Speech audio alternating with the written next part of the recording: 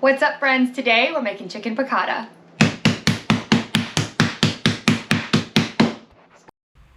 I have to admit, I have a slight obsession with chicken piccata. If you ever went to Lazy Dog back in the day when they were like first around, they used to have the most delicious chicken piccata on their menu, and then one day they took it off, and I swear every time I make this dish, I feel like I'm chasing that chicken piccata, and I haven't quite got it right, but this one got really, really close.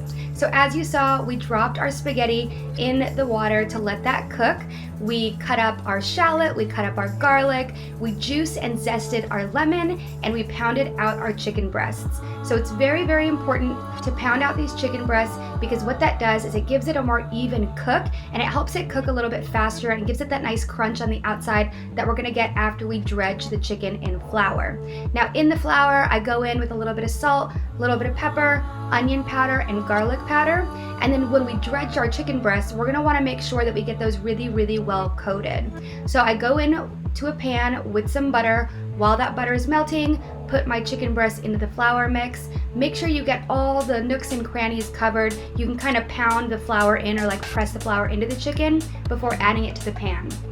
Now these cook for about 3 to 4 minutes, maybe 4 to 5, depending on how thick they are, per side, and I always go in with my thermometer to make sure that it's cooked to an internal temperature of at least 165.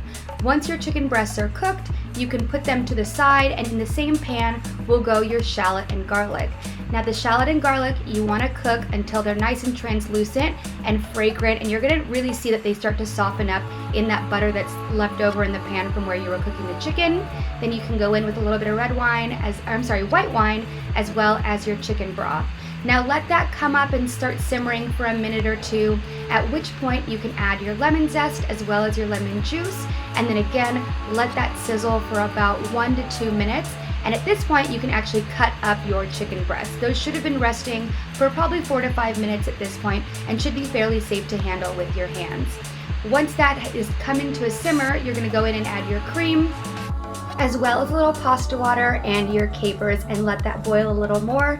Now with the capers, make sure you're adding only the capers, not the brine. Go in with your chopped chicken, go in with your spaghetti noodles, and plate up with a little bit of parsley on top, and enjoy. If you like this recipe, let me know what you think. Digging in. Woo.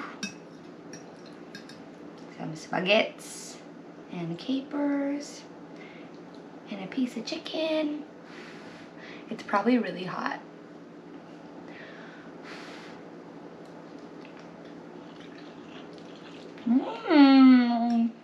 I like that. I love the sauce. I wish I had more of it. I think next time we're gonna tweak the recipe a little bit, but this is a really good starting point for our chicken piccata.